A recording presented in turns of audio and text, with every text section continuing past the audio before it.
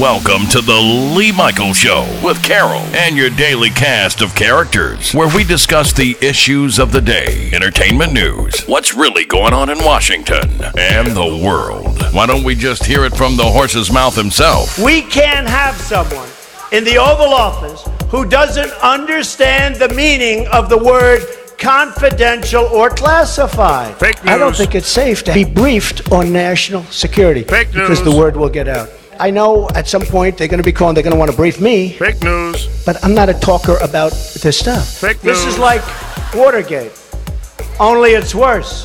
Fake news. Because here, our foreign enemies were in a position to hack our most sensitive national security Fake news. secrets. Fake news. Of course, it turns out the Russians didn't need to hack Hillary's email server.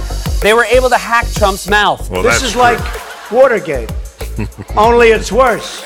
Yes! The Lee Michaels Show on the Power of Voices Radio Network. And welcome to another edition of the Lee Michaels Show, where we call out fake news every day. We know it now. It's been drilled into our heads. We've heard it day and night, 24/7, on social media, regular media. We can't get away from it. We go to our favorite comedy shows and we hear it. Because the main man, the President of the United States, is the manufacturer of fake news. He is the orchestrator of bovine excrement. No other president in my lifetime has ever been like this guy. From throwing paper towels, rolls of paper towels, to the people who are devastated in Puerto Rico, to telling his vice president to go to the football game, and as soon as they start kneeling, you get up, you and your wife, get up and walk out. This is a command from the commander-in-chief. Who does that?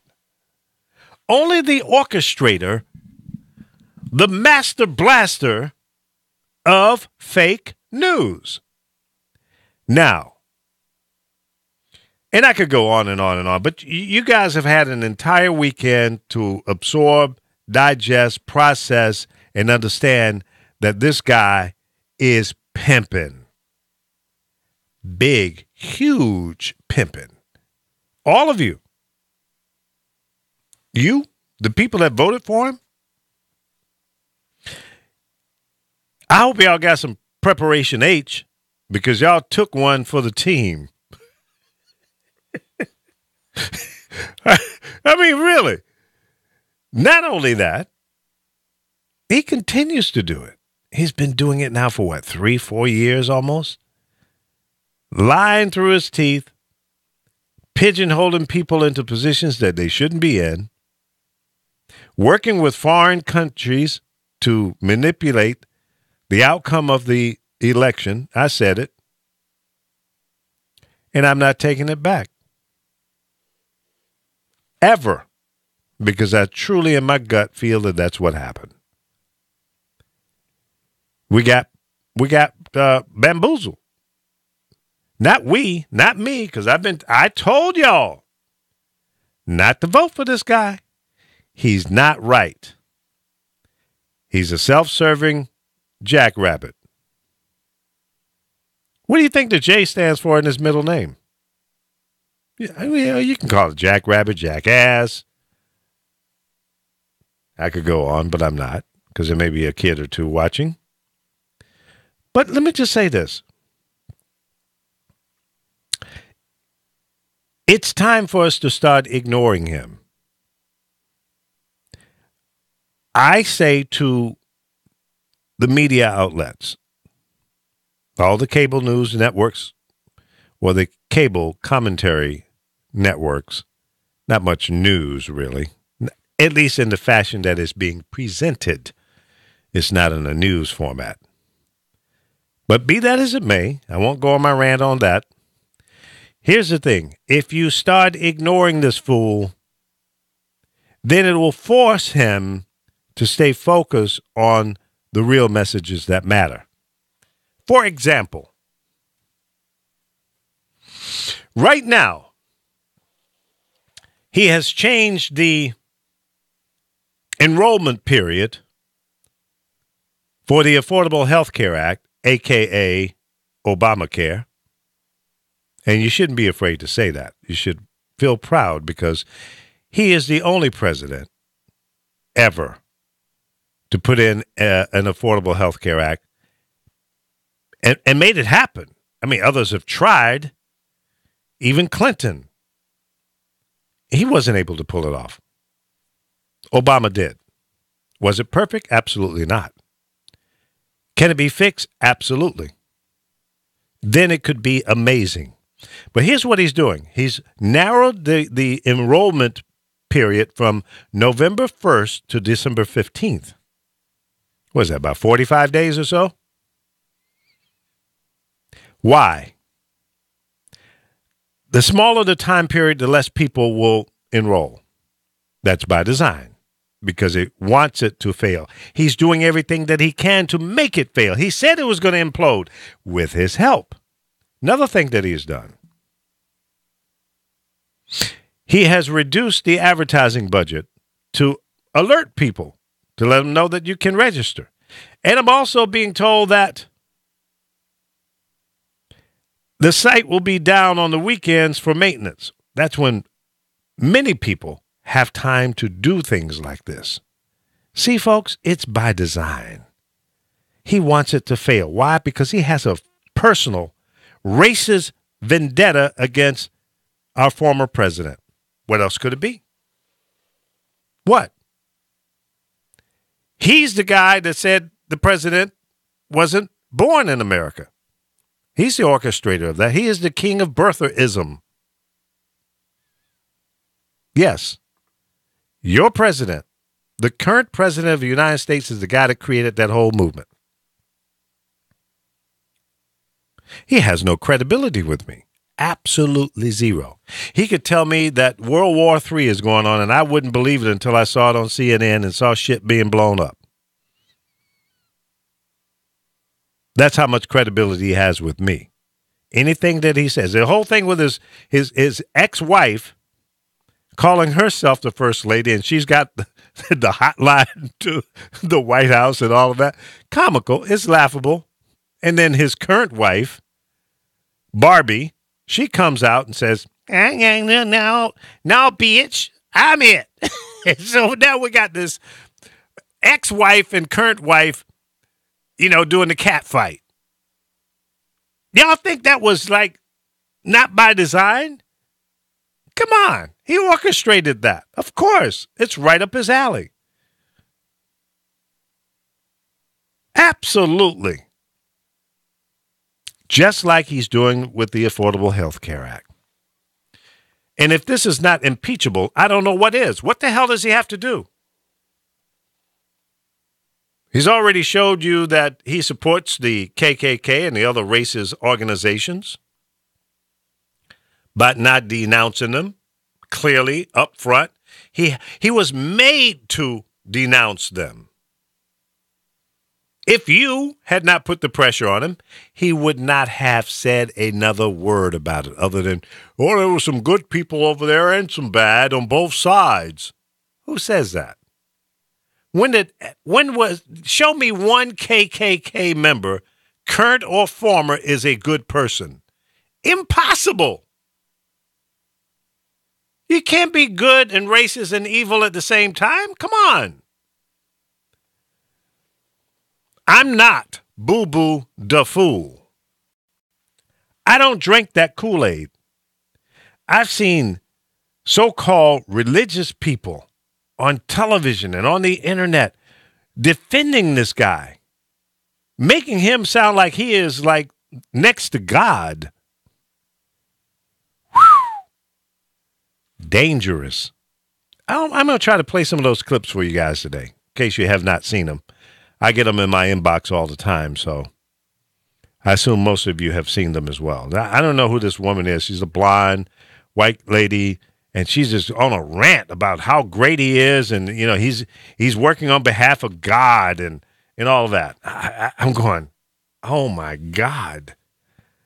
If this is the God that we're supposed to worship, we're all in trouble. See, but people, these so-called religious nutball whack jobs, will convince weak-minded people that they know what the hell they're talking about. And all they have to use is the word God and Jesus. And then that knocks down any concerns that you might have. Y'all better wake up. If you don't think pimping is in the pulpit, you are sadly mistaken. Let me welcome my main, my radio DAWG to the show. Chris Bass, what's up, buddy? Boom, shakalaka. How you doing, man? How's everything? It was doing fine until you started bubbling on me. What the hell? Oh, geez.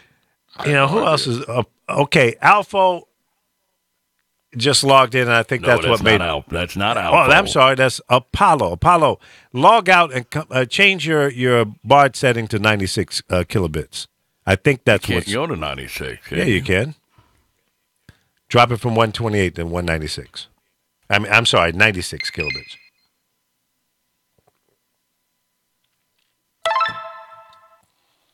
So, Chris... All right, what about now? Well, you sound fine. Chris, let me hear you. Let's try this again. How's it sound now? No, if something goes wrong when a third person comes in. Oh, yeah. That's what it is. It's got to be. Because we did a test before the show, and he was fine, and then Apollo came in. Anyway, let's make it happen anyway. Apollo, hang on for a second. Let me log out and see if Chris's connection. I'll log out and then see if and I'll come back in 2 minutes. Cool. Okay, cool. Let's try that. Okay, Chris.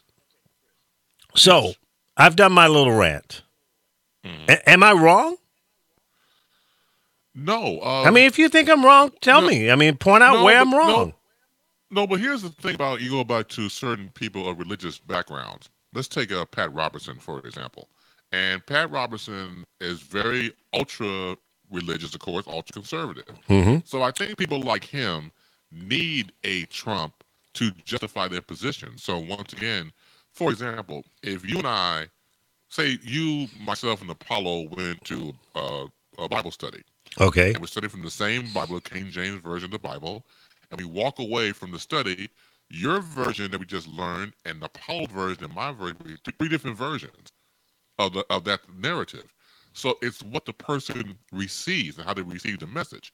And going back to people like Pat Robertson on these background, religious and everything else, when you look at someone like him gravitating towards a Donald Trump, well, Donald Trump, while he was going for the presidency, did go towards the conservative Christians. Yep. And went there to tally votes, which he did. So he's placating to his base, the people that voted for him. So that's why when you see him, he's always campaigning, because he's going to play to the people that voted for him. And when people attach God into it, that's very dangerous.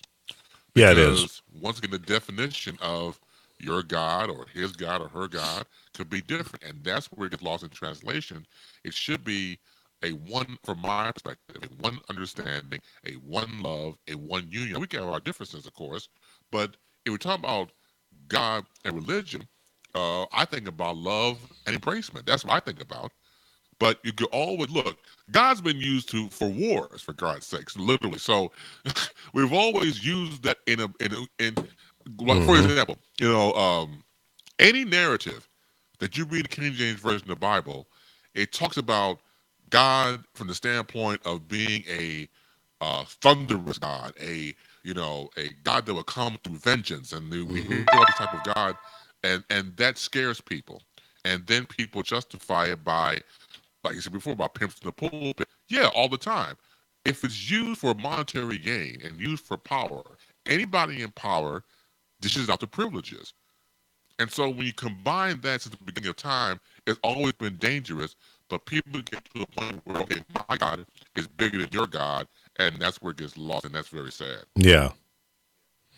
Yeah, and it's so clear that all of this stuff is orchestrated. And just like apparently Trump called the owner of the Dallas Cowboys and told him not to allow his players to kneel. Right. And so what he's doing is he's pulling out a gun and putting it to the head of the owner of the Cowboys, America's team, by the way, and said, hey, look, if you do that, we're going to pull out the advertising dollars that we give you guys in order to do the ceremony before each game at the NFL. Because y'all know the government pays for that. What was it, back in 1990 or something? That's when it all started. Prior to that, the freaking football players didn't even come out of the locker room until after the ceremony. So government dollars are being spent to advertise the red, white, and blue. Why? Because they want people to join the military. It's a form of advertisement. Making you feel proud because of the red, white, and blue in the national anthem, and the planes are flying over. At what cost? It costs tens of thousands of dollars to have those jets to fly over a stadium like that. Mm-hmm. It's not water they're burning. It's time and effort and wear and tear on the military planes. It's paid patriotism. Absolutely. Listen, I'm not knocking down. My dad served in World War I. I had uncles that served in World War II, brother-in-laws that served in the Vietnam crisis, and also family members that served in Korea. So I'm red, white, and blue, born and raised in Norfolk, Virginia. The world's you even said it right. No, it's actually Norfolk, but it's well, the world's largest naval base. Still today, I have been down to Pier 12 when the aircraft carriers came in, and my brother-in-law was on it, and I went aboard those aircraft carriers to go out for family day cruises. I'm red, white, and blue. Anybody that says anything against that, they don't know me. I'm red-blooded, 100% American. But I understand marketing, promotions, and manipulation. I've been in the media business for 52 freaking years. I get it. Maybe you don't. But I get it. I understand. I've been at those board meetings when plans were put together talking about how we're going to manipulate our way to number one. Using various strategies, research, what music to play and what not to play. I get it. I totally understand it. Been there, done that. So you can come with any kind of argument you want, but I know. I'm here to tell you, I know exactly how it works. In the military, what that conversation between Jerry and Donald was real simple. Hey Jerry, hey, man, good luck with your team, by the way. Hey, listen, I need your help here. We got to curtail this whole knee thing. Come on, it's killing me. We got to stop this. You can't allow your guys to go out there and do that anymore.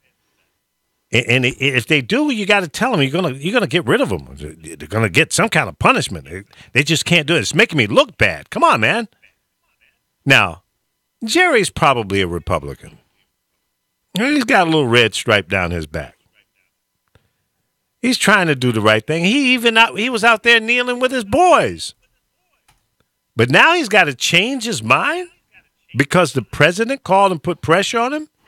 Just like the president told the vice president to walk out when they kneel. He even admitted it. Ain't no shame in this game.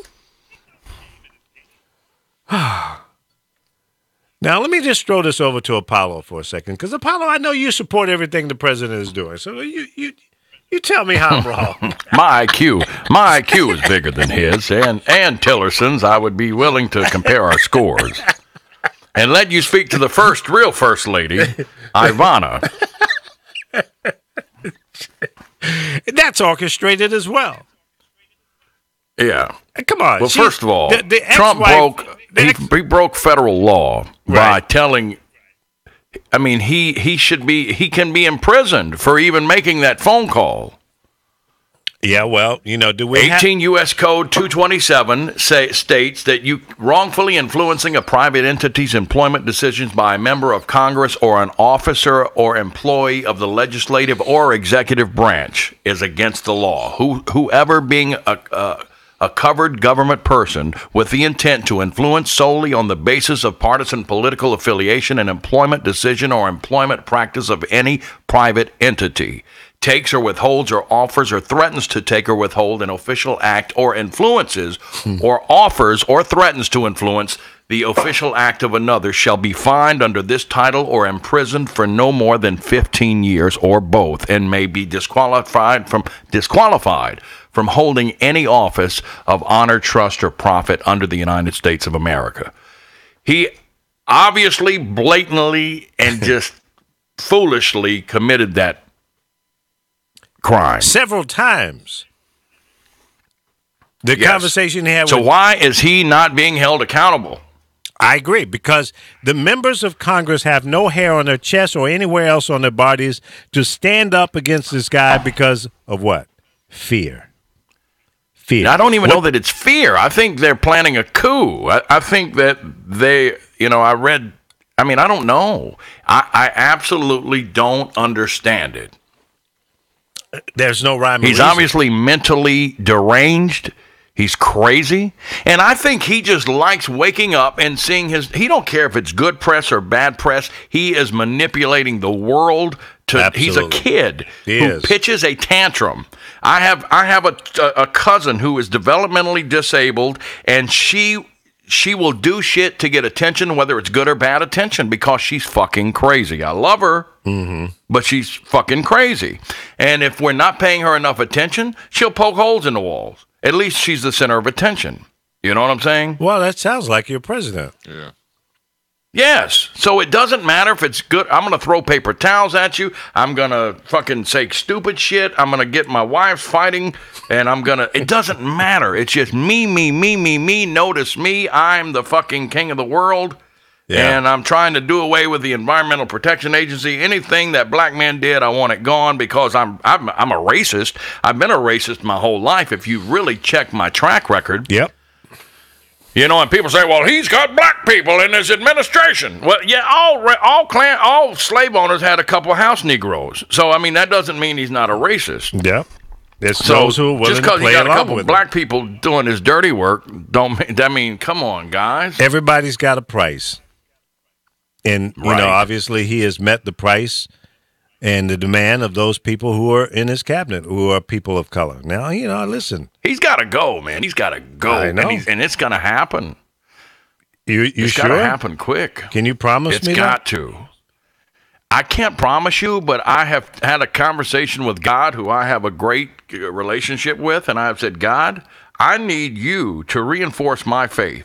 And I need you to intervene and show me that you're going to protect us from this foolishness. Don't know if you saw the movie A Face in a Crowd with Andy Griffith.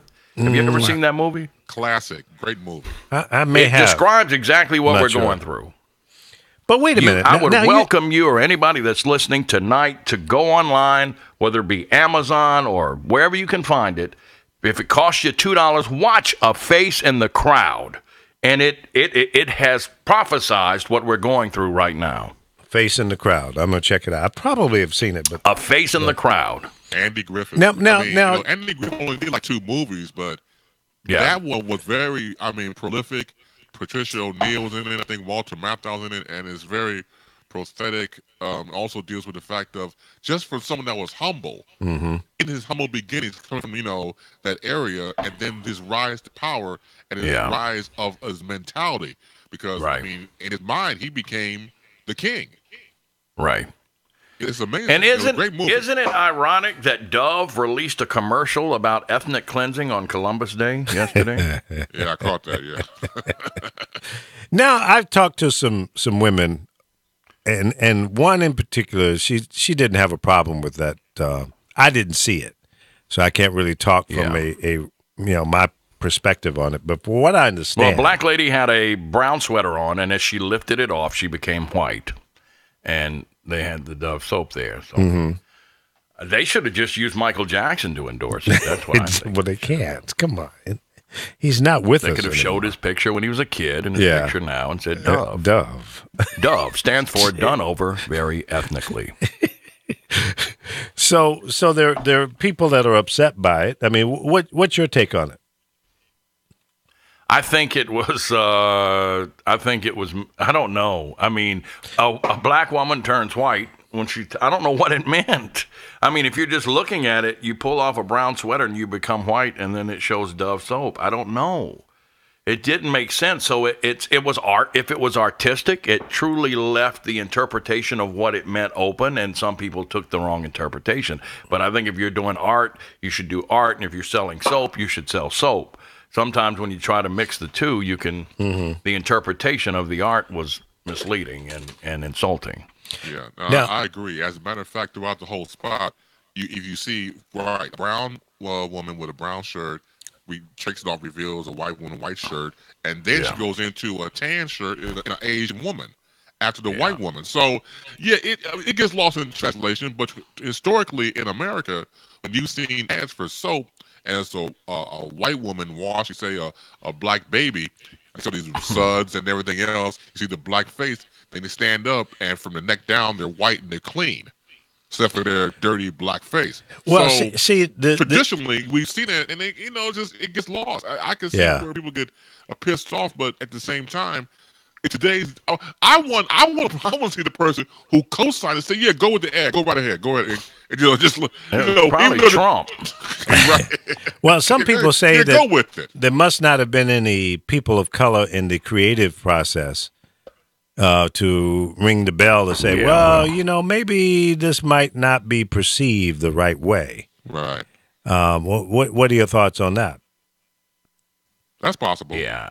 But Or better yet, maybe they did it knowing it would piss people off because everybody is aware of Dove soap this week. So there we go. So you use Sometimes press is press. You use some Trumpism on it, huh? I mean, it's not even Trumpism. Even in radio, even if you get some bad press, it's press. Yeah. Well, and I mean, I'm not a Dove person. I'm just I just buy bar soap. I'm old school. Right now I use Coast or Dial. I wash my hair with soap. I don't put shampoo in my hair. Really? I've been putting bar soap in my hair all my life, and I ain't got a chance of being bald. Yeah. Okay, well, it's all the same anyway. They just. But call let it me say something this: different. Mike Pence going to an NFL game and getting offended because somebody took a knee is like me going to a titty bar and getting offended because I saw a girl's ass. I mean, you know it's gonna happen. Let me think about that. I mean, I'm just saying, it's been going on for a year now. So you go somewhere and you know that they gonna do it. Well, yeah, I his mean, boss told him to go. If not do only it. they gonna do it, but because you're there, because you are this asshole's fucking do boy, they gonna do it just to spite. Because right now the knee ain't about the flag; it's about spiting the administration. So if the administration is in the building, he's lucky they didn't pull their dicks out too. Damn, but you're right. I'm saying and I'd have held my nuts and got on my knee. But fuck you, Mike Pence. Get on D's, motherfucker. But see, here's the problem. And the president admitted that he sent the guy there to do just that because they knew they were going to need it.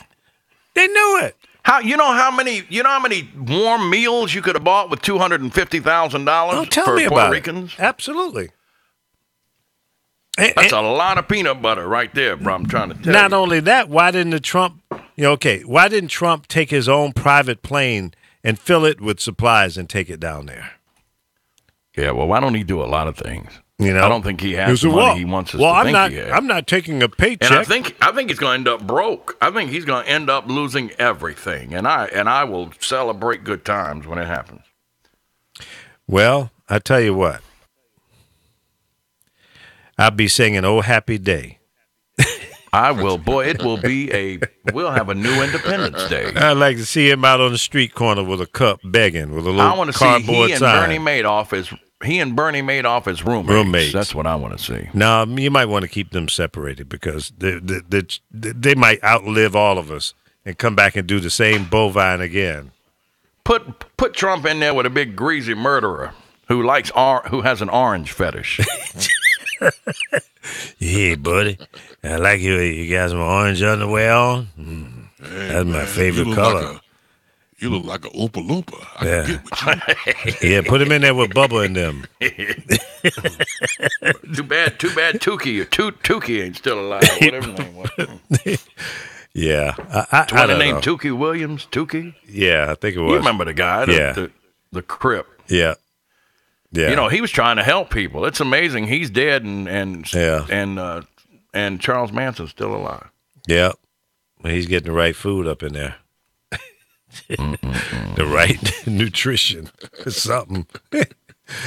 Yeah, the evil seems to prevail, unfortunately. But I need God to intervene.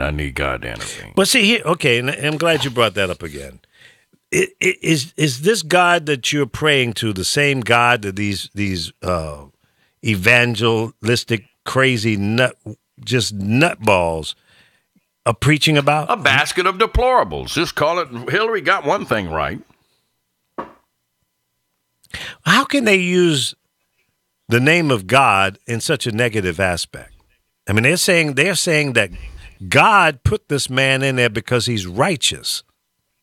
Oh, well, they're full of shit, and they're delusional, and anybody that has any kind of conscious contact with God knows that they're false prophets and that they will, I don't know, man. I just don't know. How can you follow someone, go to their church when they make those kind of statements? I got into it with these crackers over the weekend. I'm like, I talked about the knee and Pence. They're like, well, I disagree.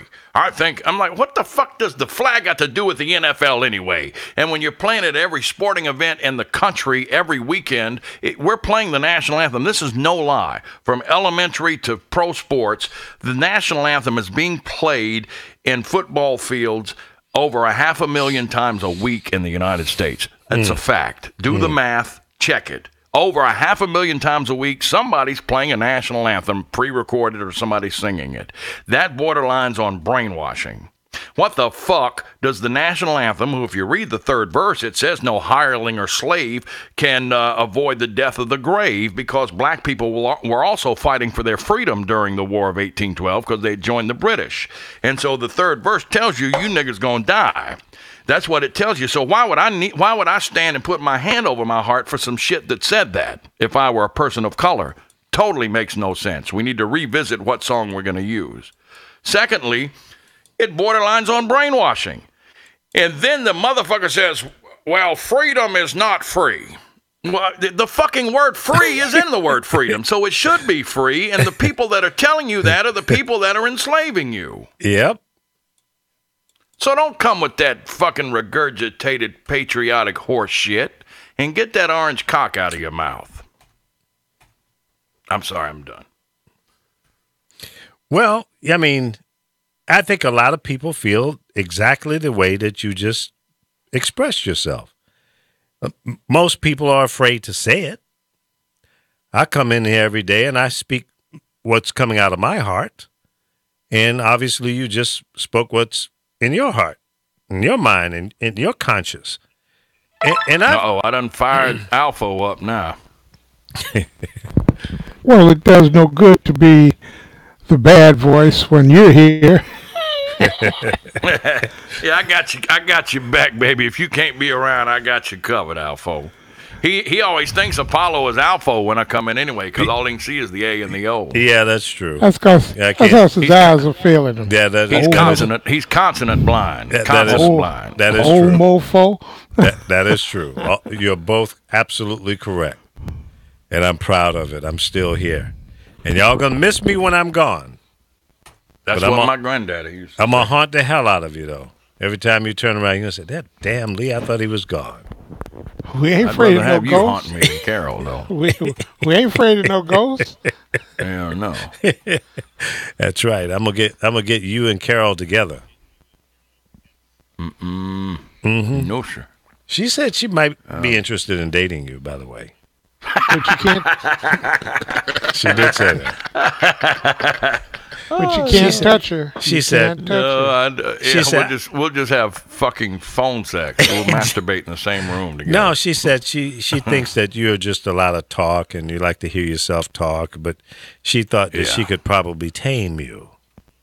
Yeah, well, that I would break her old ass in half. She don't want to fuck with me. Shit started Lee. I tell you.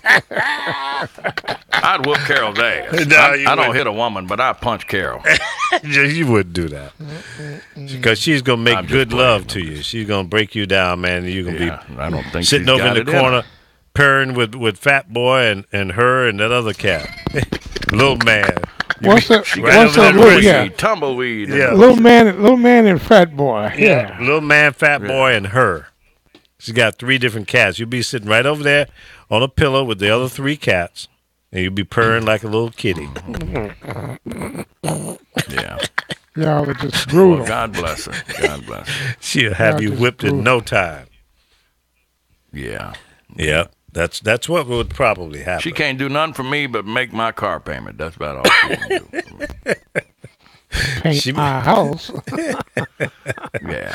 Oh, y'all are bad. Yeah, you better not underestimate the Carol, as she's called, the Carol. Not just Carol, the Not Carol. the Carol. Not the Christmas. The Not Carol. the Christmas Carol. No, Not at the all. Carol. Not the Yuletide Carol. no, Just Carol. none of that. The Carol. Okay. The Carol. Yep. Where's it is. Laura Rice today? She's been quiet. She's not in here today. At least I don't see her on Facebook. Rice, baby. Rice. Don't start that. Chris will start dancing. Yeah, right. Karen. I'll do number 2 first. Oh, All Yeah. I heard was 2 first. That's yeah, all right. I heard. Yeah, it's jacked I heard. up. I heard 2 first. Well, yeah, you got cum in your ears. I understand that. Yeah. Hey, I ain't got no common my ears. I got some. He said comedy here. Alpha. No, I didn't. I thought he said I had cum in my ears, which would imply somebody had been fornicating with my ear canal. And Chris's dick is probably small enough to get it in my ear Oh, canal. so stop it. No, see, you didn't let me finish what called you to. Go ahead. I'm just fucking with you, baby. Hey, You I tell know me you and he would- got cum in his Time- ear. time How out, am I time supposed out. to take No. that? time out, You time been out, skull fucking me? time out. Chris, call in on the phone line because I want you to be clear. In Alpha, you got to reduce your 128 to 96. The under settings up there in the upper right hand corner. I know I just hit you with a brick in the head, but you said what? Alpha, put the cheeseburger down. Yeah, it says 96 mono. Yeah. Now refresh. Do you see the white button Refresh. down? It says refresh settings. Okay. There you go. Yeah, I sent you a picture of what we talked about Saturday, Lee. Yeah, I saw that. That's No, See, I just this- sent it to you. Just sent it. Oh, you just okay. You sent me something else over yeah, the two weekend. of her pictures. Okay. All right, Alpha. So keep that setting moving forward. Okay. I didn't change nothing. No, I know you didn't, but It defaults to 128 when you log in every time. Exactly. right. I know that. But I'm just telling you, and moving forward. But that has nothing. My connection has nothing to do with Chris's connection. I know. I'm beginning to wonder just what the problem is now. I think it must be something on his end. It's something in his Yeah. chain, whether it be his internet I think it connection. I think it must be an internet connection. Yeah. Okay, He's got Chris, you on the some, phone? latency problems going on there. Yeah. It's pixelating. It's digitizing. It's like packets are dropping. So I'm thinking it's a speed issue. Yeah, or it's dithering, or it's got latency problems with getting from him to you. I don't know what it could be. Right. But you're hearing it too, right? Everybody's hearing the same absolutely. Yeah, I heard it. And he's the only one I've heard, because Alpha never does it. I never hear it from you or me, so I know that it's a centralized issue with Chris's connection somehow. Hey, Chris, how far away are you from your router? Not far at all. Is it in the same room? Same room, yeah. Do you have Is it wireless, or are you wired into it? Yeah, I know what, I'm wireless, but you know what, Lee, we talked about this before about getting the Ethernet, right? Right. Okay, then we got to make that happen. I got to go and get an Ethernet and make that happen. Yeah. Just hardwire it. Yeah, that's an Ethernet cable. You don't have one, right? No, but I'll get one. Okay. Yeah, let's try that. Cable. Yeah. Okay. Yeah, Walmart, If that doesn't work, try resetting the router and do a bandwidth speed test. Yeah, I was talking to him about that this morning. Right. Yeah, after the show we'll do some diagnostics and figure it out. Not a problem. Yeah. All right.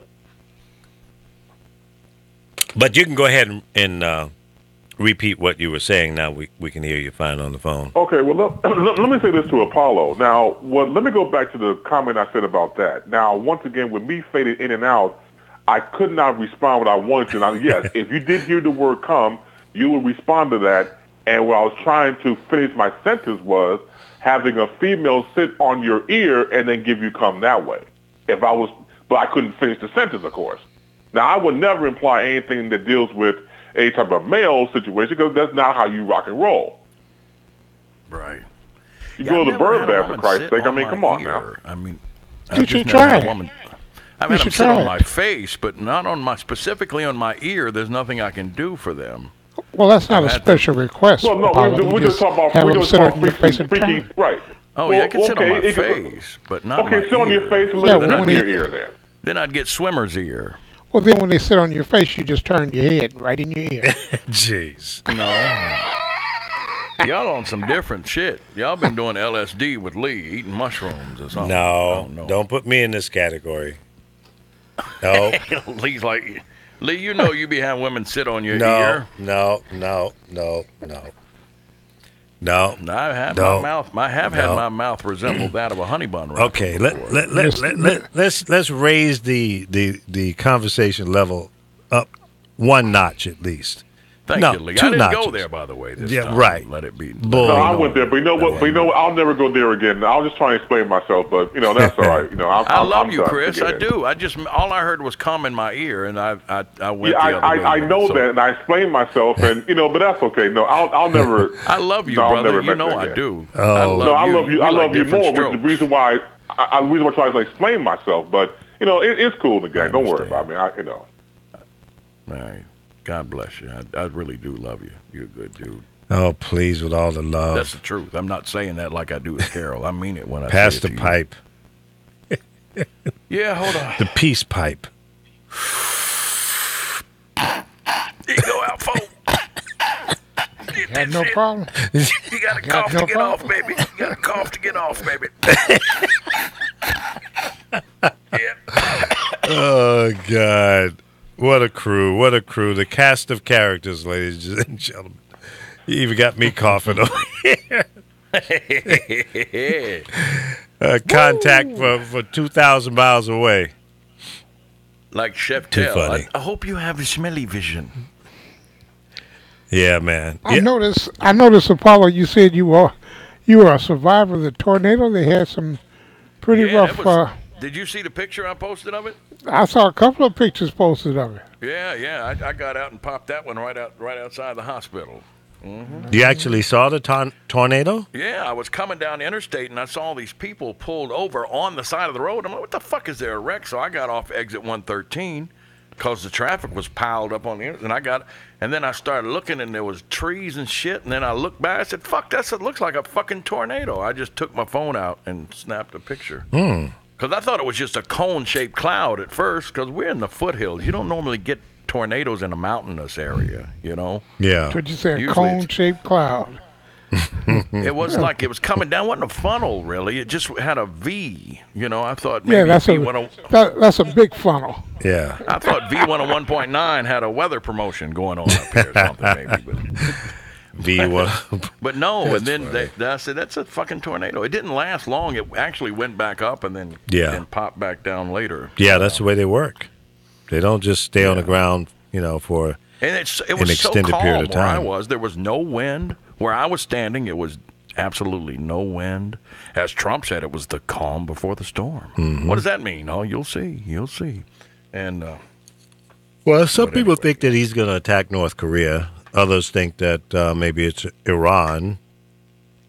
But I think maybe we're going it's, to get into Robert Mueller. Well, that might be the straw that breaks the camel back. Because I don't think anyone wants to see this investigation go away. That might do it. Let me say hello to Dennis. What's up, homie? Homie from Biscomi. Barbara Jean, Alonzo, Arthur, Tony, Alvin, Lisa, Anthony, Simon Theodore. Mark, Simon and Garfunkel, Peter, Paul, and What Mary. was their big hit? Simon and Garfunkel. No, that was Loggins and Messina, I'm thinking. Yeah. Simon and Garfunkel was dun, dun, dun, dun, dun, dun, dun, dun, dun. What was the name of the song? Oh God. Dennis, help me out. What was that? What am I thinking? Simon and Garfunkel. Yeah. Is that Google Miss it. Robinson? Yeah, that was one of them. Sounds of Silence. That's right. Thanks, Dennis. Oh, yeah. You know, I'm suffering from when we used to go up on the roof there at 99X at 1440 Broadway. A little brain damage there, ladies and Sounds of gentlemen. Silence was their big one. Yeah. Mrs. Robinson, I remember. Yeah, Mrs. Scarborough Robinson. Fair, Yeah. I remember. Bridge over Troubled Scarborough Water. Fair. Yep. Yeah. And wait a minute, Scarborough Fair. Slip didn't- Sliding Away was a good one. Slip Sliding in a way. Yeah, I had to play all that bow Slip line. Sliding Away. I like Loggins and Messina, too. And even though we ain't got money. Oh, Did you mama, ever play mama. that? Oh, mama. I'm so in love with you, Yeah. honey, and everything. That was much later, Dennis. Change of love. That might have been. Were we at 99X at that time? That was Annie's song. That was about 74, 75. Yeah. No, wasn't Annie's song. What was that song? Loggins and Messina. Hey, Dennis, where's Was Lee it Annie's Douglas? song? Are you Lee still in Douglas? touch with him? Danny's song. It was Lee Douglas. Who is Lee Douglas? Lee Douglas was a midday guy at 99X when I worked up there in 75 in New York.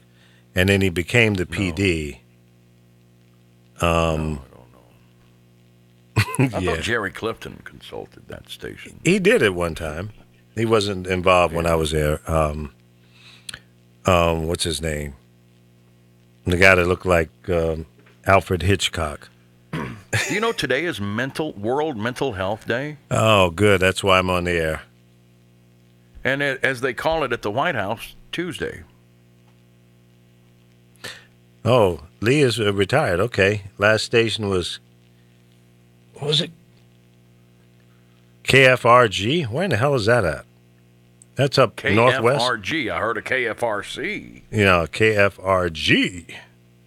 K-Frog. We're K-Frog Radio. Jerry Clifton, yeah. Hopping over the hits all day. I never worked with Jerry. KFRG. What was the guy's name that was a consultant? K-Frog is what it is. New Country 95.1. Yeah. Let me see. K-Frog is in Orange County, California, Riverside, San Bernardino. Oh, okay. Yeah, I'm out there often. Southern California's #1 for New Country. K-Frog. Lee Baby Michaels, the urban cowboy, coming up next. You know, I started to wear my shit kickers today, and I decided not to. The Boot Scoot Boogie. I have a nice pair of, I think they're either ostrich or something, I don't know. roach killers. Roach killers. Yeah, they got some points on them. With them pointy toes so you can get up in That's the corner right. real good. That's right. They don't stand a chance. Don't have a chance with the cowboy boots. Not at all. It's not that square toe crap. I got the pointed toes. Pointed toe. When I kick you with these, you're going to hurt.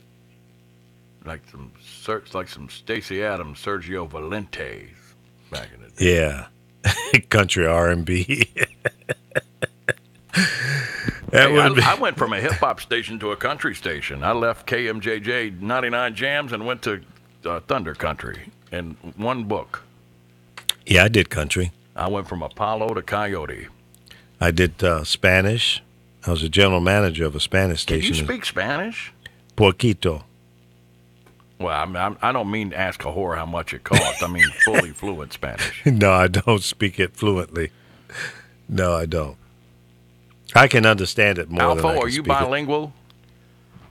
Hell yeah. I speak English and Ebonics. Well, you know, they had a Miss Ebonics USA pageant. Miss Ebonics USA, they only had 49 contestants last year. Are you serious? Yeah, they couldn't find somebody to say Idaho. Okay, good one.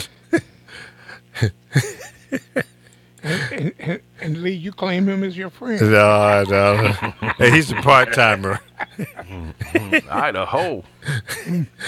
Yeah, but he's a part-time friend. He's a friend when he's asleep. That's it. Yeah. Yeah. One of my that's sleeping right. friends. Yeah, when he's in a coma, then Apollo's my dog. My grandmama they say he's such a good boy. Grandmama said, shit, when he's asleep, he is. That's about it. That's about it. When he's asleep. That's right. I could turn on the charm when company came around. Oh, yeah. That's called home training, right? I had plenty of it because we had a weeping willow tree in our backyard. If I didn't show home training when we had company, I'd get my ass tore up. That's a weeping right. willow tree make a hell of a switch. I don't know. We didn't have weeping willows in my neighborhood. We just had the good Lord. old-fashioned box bushes with like 3-4 foot straight line switches. Yeah. They were My grandmama looked like Siegfried and Roy up in there with that big weeping whip. Like, get you. I told you. That's funny. I had a weird mine dream last switches. night about I was fishing and I had created a special fishing rod. It was kind of like a fly rod, but the whole rod, there was no line on it like with a fly fishing. The rod itself was part of the line. But it also made this whipping noise when you're like tossing it out. And I don't know what that means. Some people try to analyze dreams and shit. But I created this. It was my invention. And then as I'm casting it out, I realized it made this real wind whistling sound. So I turned it into a toy. A torch? A toy. T-O-Y. Oh, a toy. I thought Yeah. And I sold it I was as gonna a say toy. it means you've been whipping fish with your torch, with your rod, and Yeah. you've been whipping them fishes with your rod, and Oh, you shut couldn't up. please her, so she had to buy a toy. No, it didn't work out too well as a fishing rod, so I turned it into a toy, and kids bought it, and it was a big hit, and I don't know what I did. I woke up at that point and said, damn, that was a good idea. You must have ate late before you went to bed. You must have been eating some. No, pork or something actually, late at night. I didn't. I was in bed probably about 9, which is rare for me. Yeah. Yeah, and I didn't wake up until about 7:20. So I got a good Well, I love one you. there. I got to go. I'm gonna let y'all. You got to go have it. make I that got money. somewhere. Yeah, I got it. It's just coming in, and I got to go to the bank and all that shit. Oh, cool. You really got it. It ain't on the No, come. I just You gotta got go it. Put some checks in there. I All gotta go right. Put some checks in there. Check my balance. See if I got enough to Now, does your bank go on, allow you to Sweetwater and order me some more equipment, toys? I like to. Sweetwater, you can order it, and if you don't like it, you can send it back. Get a full refund. Yeah, I love Interesting. that. Okay. What are you going to buy So now? I'll be What do you testing need? out. No, let me I don't know. reframe I'm that. gonna What do you try want? a, You don't need anything, I'm sure. I don't need anything. I like to Right. toy with different interfaces and stuff. So Yeah. I might buy another mic I like to have various mics. What mic do you want? I collect them. I don't know, man. I've got everything I want, but I've heard some people send me some voice work on some different mics, and I'm like, God damn, that mic sounds good. And so they're not real expensive mics. There's one called a Rode Broadcaster. It's only like a $400 mic. Yeah. I got some voice from a lady out. I'm like, damn, that thing was crystal clear. So What is it? I might test it out just to play it. What's it called? The Rode. Okay, no, I'm thinking about It's a Rode Broadcaster. Yeah. Yeah, I've never used it, but I think I'm familiar with the mic that you're speaking of. The lady that sent the stuff to me, her voice, it just was crisp, clear, and full. Mm-hmm. So I'm going to try one out, I think. Check it out. Yeah, man. Yeah. I love y'all, man. God bless all of you. Oh. All right, Apollo, you take care. All right, partner. Oh, by the way, I Chris. I just Hey, take care. I just got those pictures that you sent me. That's nice artwork there, buddy. I'm proud of you. Yeah, and I didn't pay for that artwork. That was free Saturday. All right. We'll go to Yeah, the so bank this- and have some fun, and I'll catch up with you later. All right, brother. All right, Holla 10-4, later. over and out. See you later. Peace. So, where were we? Before Apollo jumped in there and just changed the game. He I think he went to the same broadcast school that Carol went to. Changed the game. No. See, we could be talking about anything. Carol will turn it into what the color of somebody's shoestrings. Yeah, that's true. She's extreme. Yeah, True Carol didn't go extremist. to no broadcasting school, I assume, or get you. I don't know. I just not sure. My guess is not. No, she's in class now. We're trying real hard to Oh, okay. do something here. She's sitting in the back or the front? She's standing outside. Okay. She's trying to get in the room. That way nobody can touch her. Right. Yeah, right. she's afraid to be touched. I keep telling Carol, you have been touched. You've been touched in your head. Touched. Yeah, no, you gotta love her. She's in a class by her own. Yes, she is. Mm-hmm. She, like you said, she's the Carol. The Carol. The Carol. Yeah, D.A. The Carol. The Like Carol. the Bears. Oh, don't get me started with the Bears or former head coach Mike Ditka, the asshole, man. No, come on. Mike's not that. He's right. He's right. Listen, Mike brought you a Super Bowl in '85. Yeah, you did. Yeah, okay. That was swell. That was nice. In 85. 1985, yeah. 86, yeah. I've had 2 cars since then, okay? No, wait a minute. Not '85. Was it '85? Yeah, Yes, '85. 85. Yeah. it was 85, 86 season. Yeah, Yeah. 85, 86 season, yeah. Yeah. So you can't be mad at the Dicker. Oh, yes, you can. Well, You I love haven't- when you said the you- first word. You haven't had one since then, so come on. Right. Well, I'm not There a you go. Bears fan, and I loathe that one in 85. But I got to tell you like this. He had a team, and with Buddy Ryan's defense, he could have had 2 or 3 more years. But no, his ego.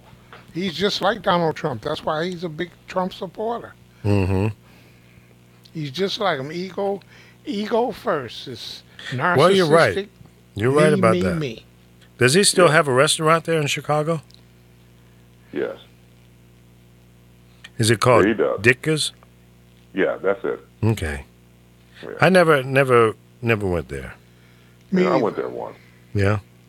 Yeah. I mean, not bad. I mean, it's top notch. Good food. Uh-huh. Good ambiance and everything else. That's when I liked them. Mhm. But that has changed over time.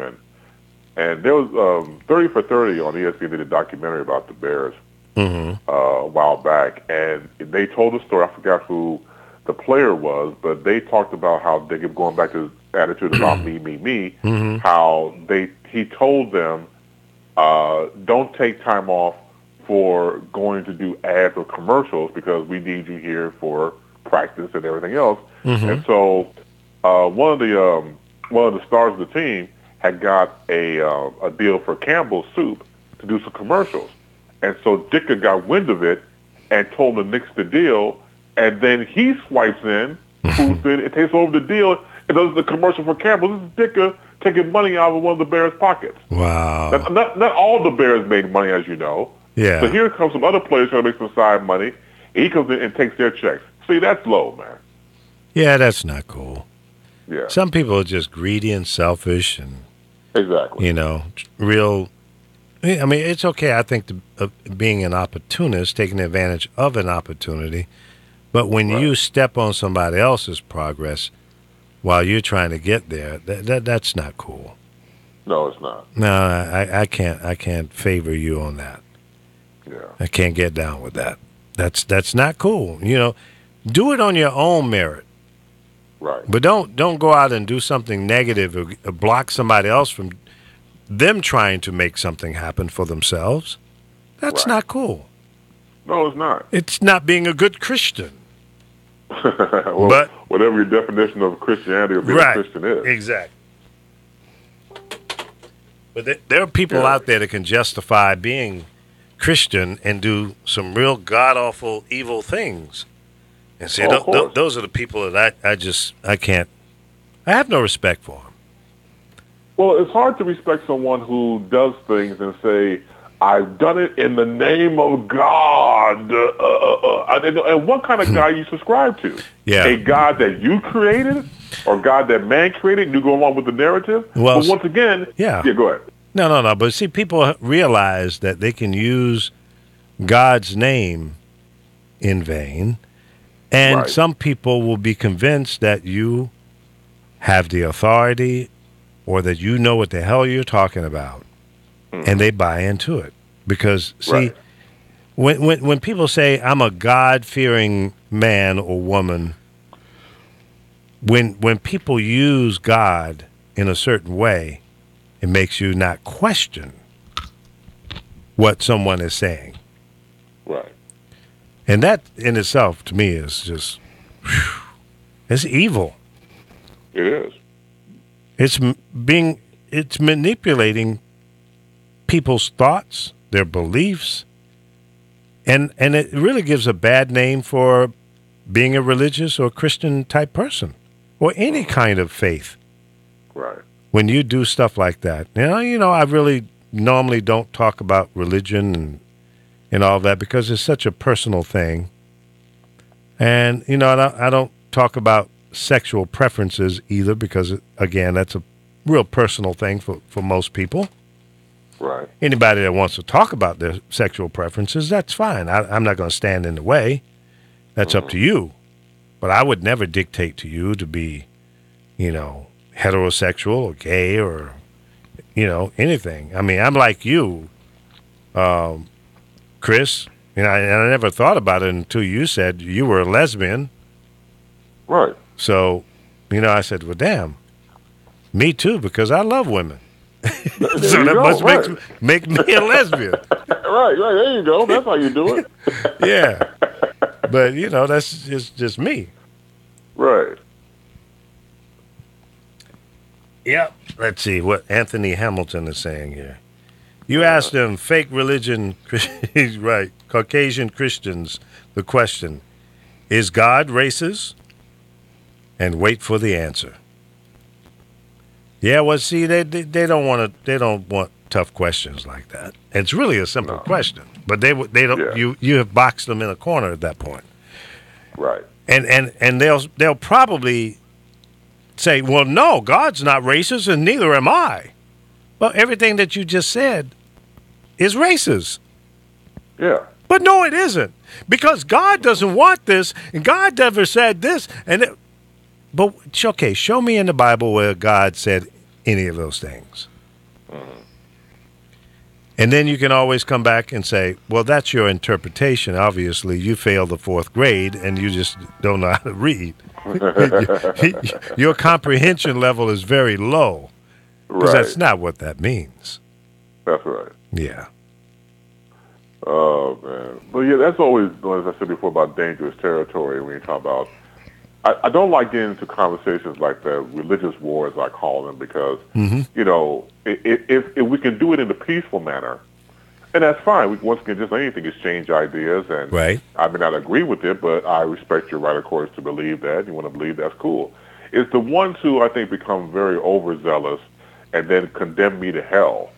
Those are ones I can't stand because Yeah. I'm like, okay, who gave you the power to condemn anybody to anywhere? I don't know about, and then to be condescending, I don't know about that, Brother Chris. I ain't your brother. All right, let's not go there. You know what I'm saying? No, Yeah. I'm just saying, Brother Chris, the things you say, we ain't supposed to question God. I'm like, okay, we got to. I'm not questioning God, but I Right. am questioning you Exactly. and what you're right. saying about God and Thank you. and what's in the Bible. Right. And see, and then I can have another conversation about the Bible, because how many times has it been translated, interpreted, and diluted from the original document? Thank you. We will never know. I mean, if No, exactly. you've got a lifetime to sit down and try to do the research on it and go through all of the different changes and modifications and interpretations and translations, have at it. Yeah. But I mean, it's one of those arguments that you can get into, and there's no right or wrong, because neither side is going to have enough proof or validation to support their argument Correct. in most cases. Now, there's some,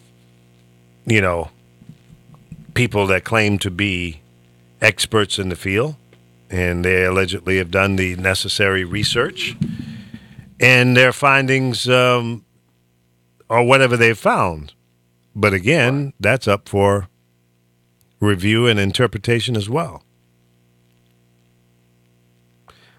Well, like you said, I mean, it's a belief system, of course, and what you believe and in your faith. You step out on faith, and how you were raised. You were raised, say, in a Baptist home, Presbyterian, Catholic, Judaism. Whatever you were raised upon, and even people who are raised in those type of doctrines of religion, maybe they may feel differently when they get older. Maybe they break away from it. Yeah. Maybe they conform to another religion or none at all. So once again, it's always open for debate. It's always been talked about since the beginning of time and the end of time.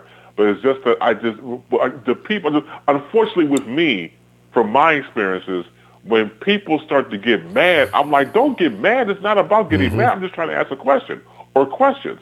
And so because you can't answer it, once again, I'm Brother Chris on a condescending tip, and I'm going to hell. Right. And I'm like, okay, well, I'm taking you with me. Wait a minute, I can't go to hell. Well, you can't deliver me there. So it becomes funny to me down the road, but just the fact that you would even say that, I got to question your religious background, how you feel about the religion in general. I don't think you should start, are you living in the Old Testament where everybody was, the Sodom and Gomorrah? I mean, where you coming from in all this? Yeah, they don't know. A little bit of That's knowledge amazing. is a dangerous thing. Yeah, that's true. See, I grew up in a Baptist church. Okay. My grandmother was the mother of the church. They had different categories and Right. things and all of that. My mom and aunt and uncles sang in the choir, and my dad was a deacon.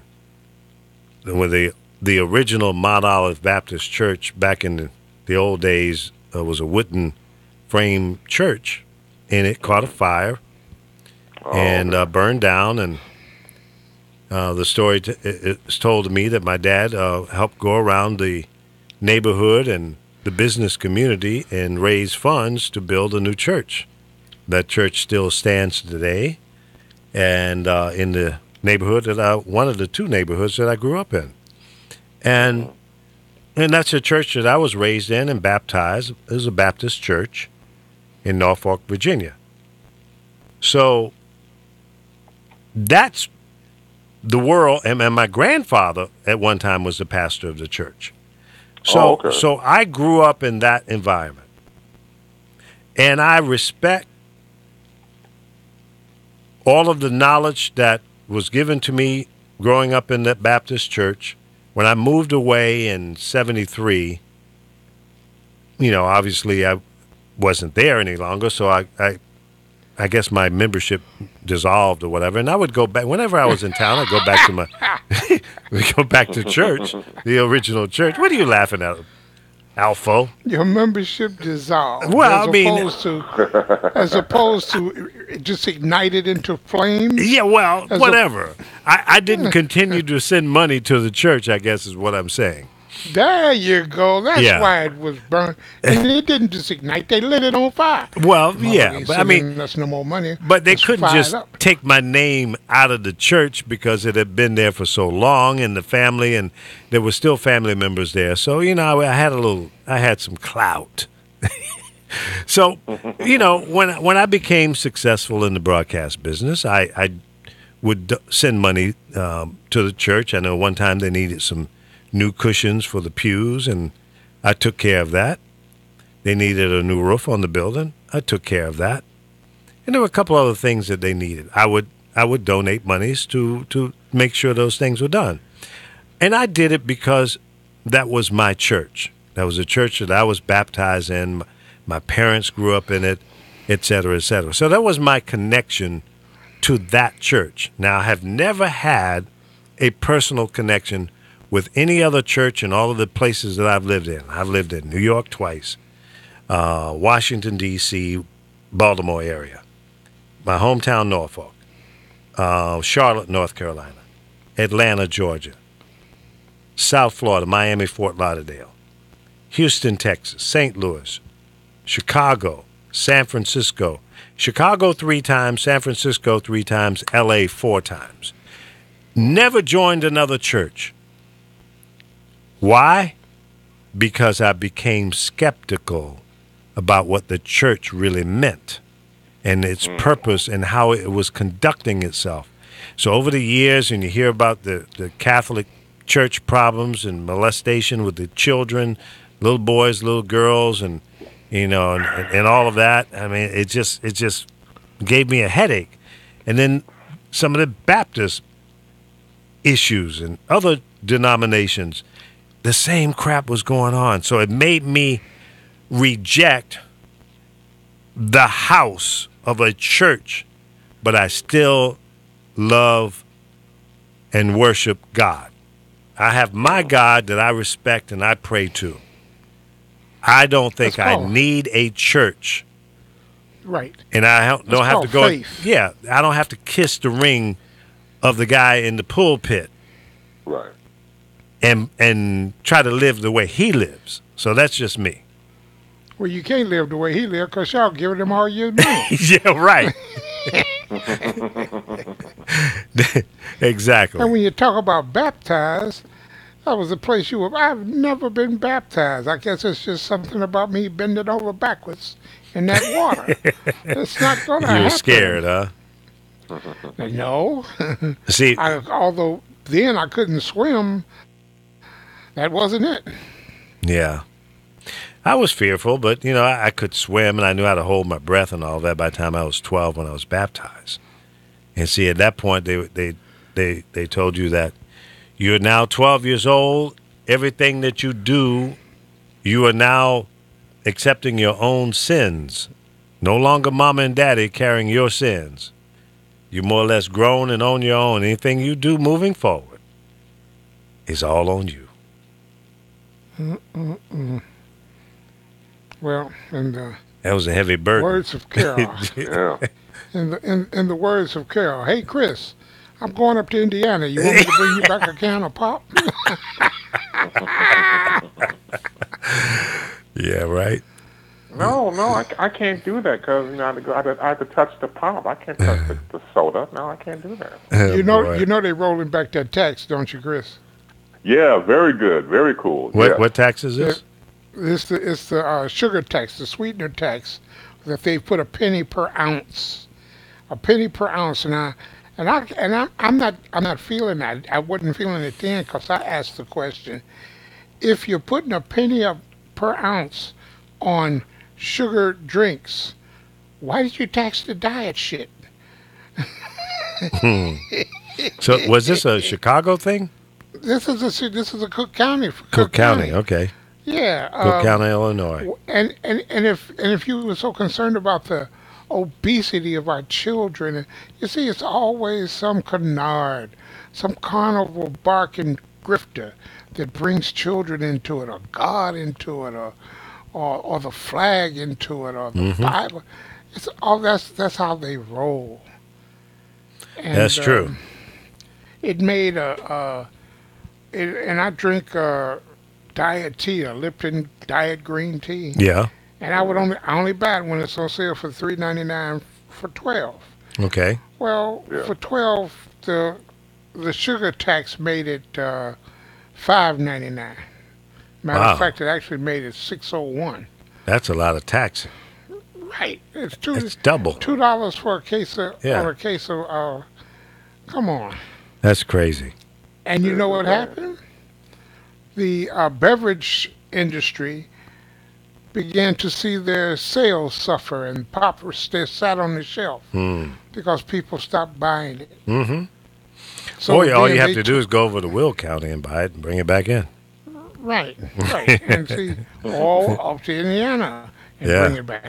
That's true. And the tax is still in place until they vote on it. I think it'll be December 1st. But December, correct. That's right. And then, Dooley, catch this. If Wow. you had Link and food stamps, you could get the pop without the tax. Oh, wow. So I mean- what children were they talking about saving from obesity? Exactly. Let's say hello and welcome to Tanya Thomas. Shama, what's up, Shama? Shama. And she said Philadelphia as well, meaning Philadelphia has a similar tax, Shama? Is that what you're saying? That's crazy. That is, that's gouging is what it is. Yeah. I mean, you don't make people stop using something that is harmful to them by charging them more. I mean, obviously that didn't work in the cigarette situation. What is a pack of cigarettes now? Over $10 in most places? I have no clue. I don't either. Last time I bought a pack of cigarettes, I think it might have been $1. So that was 1980, 81. Last time I bought some cigarettes. And I won't buy them for anybody else, but that's just me. What's up, Lisa? I can't do it because I know it's harmful. And oh man, this past weekend I must have had 3 people that got into my car that reeked of smoke. Oh, I can't stand that. Oh, and it was bad. I had one carload. It was 3 guys, and they had been smoking in-house. And they came out, man. It was just like, damn, why didn't you bring the ashtray and stick it up my nose? So I keep a spray can now of Febreze. So when I get those rascals out, I shower the car. Because I can't. Does that Febreze work, or do you need like good old-fashioned Lysol? Well, it knocks the odor down. I usually open the windows and drive for a few blocks and, let it blow out that way, and then I Febreze it. And I generally get good compliments on the smell of my car. People generally within 10 seconds of them being in the car, they go, "Oh my God, your car smells amazing." Yeah, baby, that's not my car. That's me. Oh my God, what is it? It's called Get 'em. It's what? Get 'em. I say I put it on and it gets them. And then they just bust out laughing. So, oh, you're a character. I said, yes. I'm a part of the cast of characters on the Lee Michaels Show. Oh, the plug, too? I'm a part of the cast of characters. Oh, hell. Yeah, we have fun. Doing Uber and Lyft for me is like doing radio with a captive audience that can't leave until you drop them off. So I crank it up, I turn it on. I perform. And they generally get out, they're laughing and joking.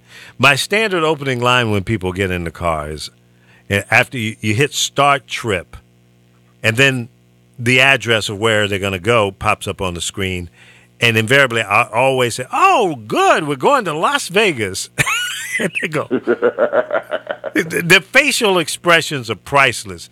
Then after the brain just processes what I just said, then they go, "Oh, no, I must have put in the wrong address." And one lady, it must have been Saturday, she said, "Did I put in the wrong address? Because this restaurant is also in Vegas." So I get all kind of responses. Generally, if it's like 2 or 3 girls, young, they get in the car, they go, "Yeah, let's go." The guys usually say, "Oh, hell no, man, I must have put the wrong address." And they get frustrated and scared and they just discombobulated. So, yeah, it's funny. It's my standard thing. I did get a Vegas ride last week. First one. Oh, that's right. Yeah. You sure did. Yep.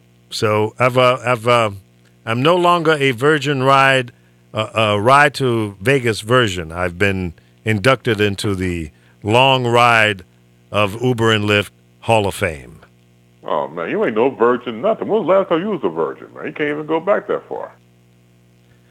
You know, Mr. Bass.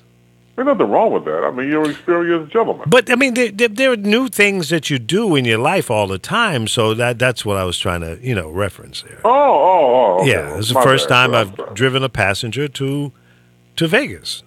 And, Well, that's great. Yeah. That's So- swell. Oh, shut up. Hey, Val Young. What's up, girl? See, I had to switch the conversation because you're just messing with me. And Carol's not here today, so I don't know where she is. She didn't call in sick or anything. She just said, nothing at all. She usually tells you. She didn't tell you at all. She just dropped out of sight for the day. Or... Yeah, right. She just dropped out. Shama, okay, yes. We'll go with that one. We talked about the racist Dove commercial in the beginning of the show. But if you'd like to add to it, please, what's your opinion on it? Obviously, you thought it was racist based on your question here. Now, I've talked to a couple of ladies that said they didn't have a problem with it. Mm-hmm. They were not African American, but that maybe not. But see, I think your life experiences give you a different point of view, a different level of sensitivity on certain things. So one can make a statement to you or to a group of people, and out of that group of people, there may be 2 or 3 different reactions, interpretations, response, to your statement. So this, and I have not seen it because they apparently took it off. Okay, yeah. The Dove commercial displays a African American woman, black woman, in a brown shirt, right, or sweater, and she Brown takes her shirt, correct. sweater off. Now, was she nude under it? No, she takes the brown shirt off and to reveal a white woman with a white shirt on. So does she pull the shirt over her head, or she just Over her head, like Okay, completely okay. over her head, right? Okay. And then, of course, CGI, it's a white woman with a white T-shirt on. Okay. And then she takes off her shirt, and it's a tan woman. I'm sorry, tan woman, but a tan T-shirt with an Asian woman underneath that. So that was the 3. See, only talking about the first 2. The commercial I saw was 3. It was 3 Yeah, women. well, I think they cut the third one out just for focus Yeah. on the controversy. Right, of course. Yeah. Right. But in the original spot, the original commercial was the 3, African American, Caucasian, and Asian. Okay. It's about how Dove cleans all complexions. That was the ad. Okay. Did they use those words in the commercial? That was part of the commercial in the words, yes. Okay. You see, when I was asking about this commercial yesterday, there was a group of women that I was sitting around, and my question was, well, what was the audio context or text in terms of the description of this commercial? Was there any verbal words that would support and knock down the problem that some people had with apparently the way they viewed it, or or their interpretation. The subliminal effect, I think, is what we're basically dealing with. Subliminally, what did it say to you? Right. Okay, so Shama says she was pissed, called Dove, and filed a complaint. Well, that's pretty pissed. Oh, okay. Yeah. Shama, do you use Dove? Is that a product that you use, or any Dove products? Welcome to the show, Gloria. Thank you for tuning in. And David?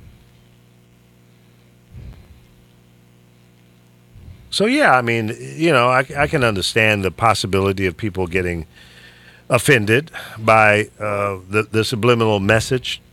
And I would guess that Dove did not intend to do that, unless they're more like Donald Trump. No. And they apparently spend, you know, billions of dollars in advertising campaigns forever, and they've been a long-lasting product line. Yeah, well, they've got a Facebook post of an old Dove ad where the guy has a guy by the hair, and he has one of those floor brushes, and half the face is black and half the face is white. Clean with Dove. You see, you could get away with that back then, but nowadays, no. You can't get away with that. Yeah, that's true. People are, you know, more aware, more in tune. And maybe, I mean, do you think people are too sensitive? No, because those are the types of subliminal messages that have been sent by the white supremacists all of my life. And it's time for Quick Draw McGraw to come out and go, hold on there.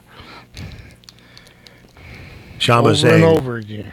That she used to use the products, but she donated all her products to a women's center where she lives, nearby where she lives. That's cool. You know, at least you're not, you know, throwing it in the trash and no one gets any use of it. That's good thinking. That shows you have a heart. My daughter, she's my daughter from another mother and father, Kearney L. Anderson, who was my general manager twice, and then three times. New York, Chicago, and Oakland. And then when he worked in Philly, he hired me as a programming consultant for WDAS. So love me some Kearney L. Anderson. And your mom, Mina, who's a very, very, very wonderful person as well. Have nothing but love and respect for your mom and dad. And now that they're gone, now you're my baby. That's all right. That's right. That's nice. That's right. So I got so many adult children, it's crazy. I mean, coast to coast, all over the country, I've got, you know, kids that I've taken under my wing because I love them. I love their parents. And their parents did many good things to help me in my life. So the least that I can do is reach back and help their children in a time of need. Well, so very honorable. It's the right thing to do. That's the right thing. No, you're right. And you're absolutely right.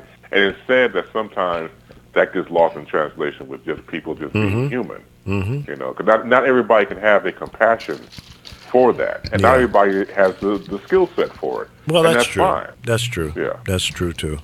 Skill set is important.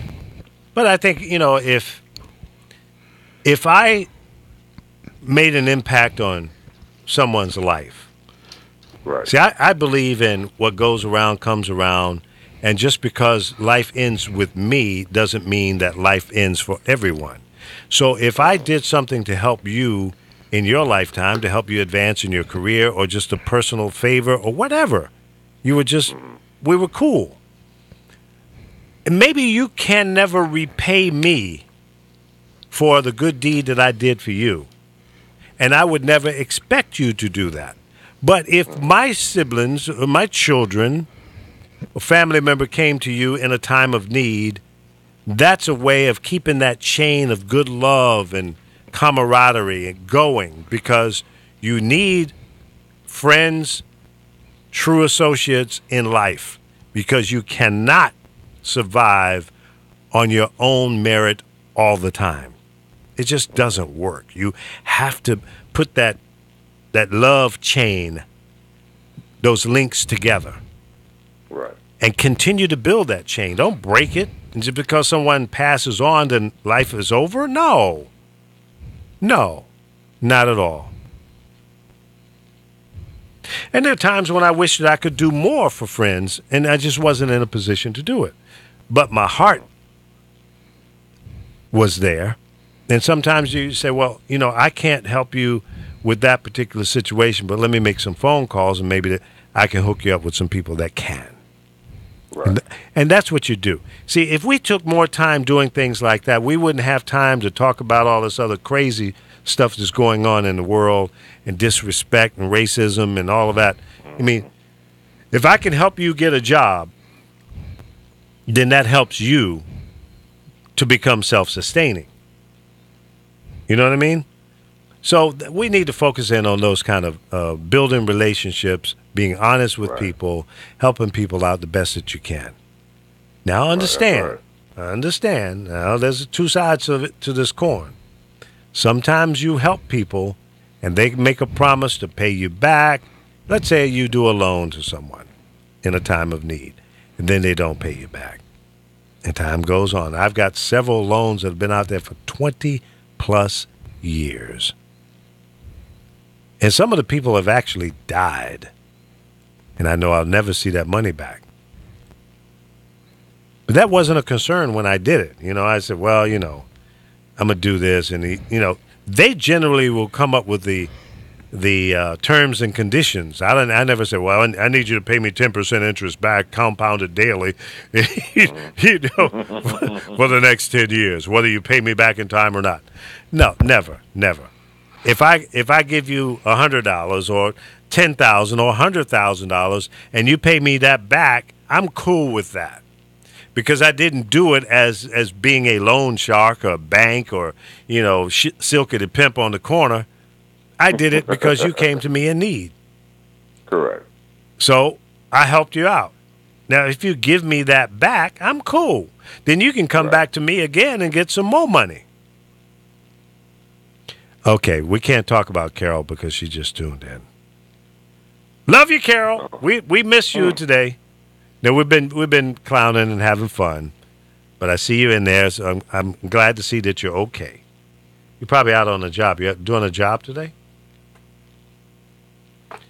Let's see. Gloria saying, I used to use Dove shampoo and conditioner. Oh, you just used it. Okay, for the first time. Oh, okay. You tuned into the show and heard something about Dove. Oh, well, welcome to the reality that there's a little controversy running around on the Dove commercial. Now, I mean, should you stop using Dove products because of the subliminal effect of that commercial? I mean, I guess you should if it really rubs you wrong. I mean, if you just say, well, they were totally insensitive to people that look like me. I mean, come on. And I think the threshold and sensitivity level is very low right now, with all the controversy with the NFL and other sensitive situations that have come up. I understand why people might be less tolerant to something like this. So I think it serves a purpose. I think that once again, if you feel that strongly about it and it offended you, then you just stop buying the product or products, and that could make a dent. Like this whole thing about boycotting the NFL because of what Colin Kaepernick did originally, of course, when he took the knee. And I have not personally not seen an NFL game. I've seen highlights of it, but I've not seen any games. I haven't even seen highlights. See, okay, right. So I've seen the news and it shows something like that. But I say if you want to really attack the NFL to make some sort of dent, not only are the ratings dropping nationally, but also you boycott the sponsors, like Gillette or whatever you see that's going to advertise the NFL. You always get hit with the pocketbook as well. If you're going to go, and it's not just like a. And here's the thing too. So you can't be one of those people just have.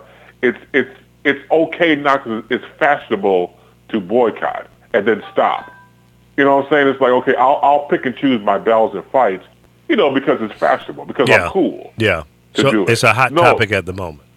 Exactly. And if people get on board with that, and then when it wears thin or wears down, then they go on to the next thing, whatever it is. It's a 24-hour thing. It has to be, from my vantage point, a 24-hour mindset. It's not just pick and choose when you want to. You have to be on board all the time. So when we look back, what you said earlier about, we talked about Jerry Jones, for example. Now, it's very strange that, let's take him for example, for Jerry Jones, owner of the Cowboys, as you say, America's team, will get on one knee to make sure he's filmed on the field with one knee with his players, and then turn around, do a 180 and do this. Well, if you do not pledge allegiance or to the flag, I'm going to have you benched or not play at all. Right. And now I say call his bluff. Now, this is just me. I don't think it's going to happen, of course. What if everybody just took the knee during, next Sunday's game, whatever they were where you going to fire the whole team? Well, right, call his bluff, because he can't do that. He can't do but, it, but that would be a horrible mistake. Yeah, of course. I mean, he could, but let me ask you this. Back from that? Yeah, I think you mentioned something. You're saying that the ratings are down on the football games now. What about the attendance in the stands? Now, that I've not heard of. I read an article that the national the coast to coast was down about 16%. 16%? 16, yeah. Wow, that's significant. Yeah, that's huge. Well, I'm in that 16% because I have not seen one NFL. I have not seen any sports games, and I'm a diehard Dallas Cowboy fanatical supporter. I am the star in Dallas. Okay, I'm all 5 points of that star. That's me. Right. Okay, and it goes back now. Man, I'm not just a Johnny come lately.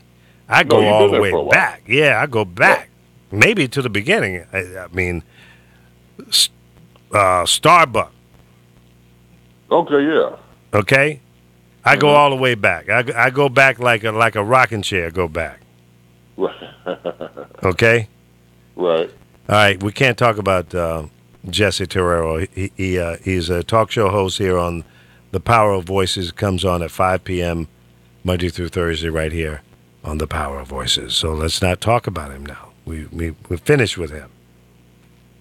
See, that's going to drive him crazy. Now he's going to want to have to go back and listen to the entire show to hear what we said about him. I love it. So, yeah, I mean, it's going to be interesting to see how Jerry Jones responds. That's criminal. And Apollo read the statute, the law that says that a president from the executive office, congressional members cannot use that kind of threat against private business. You can't do it. It's illegal. And it's punishable with fine and up to 15 years in prison. So there you go. If there's any hair left on the chest or the balls of any of the congressional members, I think this needs to be dealt with. And I say that to anyone that misuses their power in a negative way. Right. And we had to also realized that everything now has been intertwined. And I guess always has been, but more to the forefront now because, once again, of course, just obviously through social media and the internet, people are aware 24 hours a day. So it's not just you get elapsed time from back in the day when you had to wait for the news to come on at a certain time. You're always involved in news. You're always ensconced in what's going on. So you get real-time information. And we were looking at what 45 is doing. And even this whole thing recently, also a lot of sports-related stuff has been in the news lately. Jamel Hill of ESPN is now been taken off for 2 weeks for quote-unquote violation of her Twitter account, once again having commentary about something that's going on in our society. So Really? let me ask you this. I meant to ask you this before, Lee. When you're, say for example, when you did contracts for on-air talent, Yeah. was there or wasn't there a clause in the contract, like a character clause? So case in Yeah. point, say if your talent got involved in something, it hits the paper and it says, Morality clause. Clyde Smith, WBMX, whatever type of thing. Yeah. Right. There was a morality clause in there, but, I think the clause that we used back in those days probably did not cover specifically internet activity because there was no real internet activity. But, there were things in there that would cover you if you got into some child molestation or some domestic crimes and, stuff like that. It generally covered those. It was called a morality clause. Morality clause. Okay. Yeah. Yeah. But she's been suspended for 2 weeks, and a lot of people are saying, of course, this is the backlash of her speaking out against the president, combined with the first time she went on her own personal Twitter account and said that, for example, that Donald Trump was a white supremacist. Yeah. And those comments, yeah. So this could be the backlash for that. Well, listen, morality clauses, you remember, there have been sports commentators, Jimmy the Greek, you remember that? Jimmy the Greek Snyder, right, at Yep. CBS. And didn't Cosell get in trouble as well? Yeah, Cosell made a comment about looking at Little Monkey. Yeah. Scramble like that. Yeah, something to that effect. So, Yeah. these situations have gone on, forever. Right. It's nothing new. Now, I think the whole morality thing has been watered down because we have accepted so much buffoonery and craziness, and the bar has been lowered so much. Anytime you're running for the presidency and you can talk about grabbing a woman by her private parts and become the president of the United States. So I think all morality clauses need to be pulled out of all contracts now. All right. Otherwise, the president of the United States got away with it, so why can't you? Yeah. If I said that in the presence of my wife or girlfriend, I'm gonna grab some woman by the wussy, I probably wouldn't have any teeth left, let alone keeping a damn job or a relationship. Right. So I don't get it. Yeah. No, it's amazing once again how art imitates life and vice versa. Yeah. I do concur earlier with Apollo. I would recommend it too, and it was an article that was out today, as a matter of fact, about that. Please check out A Face in the Crowd, starring Andy Griffith. It is amazing to show how one person could be just very calm and in his space, and he grew up in the country, and everybody loved him, to rise to the point of becoming a megalomaniac. He was doing radio and became a big star, and was doing TV, became a big star, and that became a consultant for a presidential candidate. So it's funny how that happened. So when you watch the movie, I'm telling you, it is amazing to see that come to fruition in our time today. This was done like when the 1950s the movie came out. Mm-hmm. Yeah.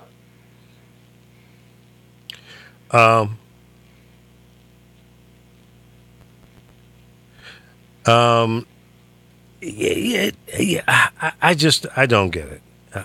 Yeah. I'm baffled, confused, disappointed, and then to the point sometimes get angry over what we allow to happen. From our religious leaders,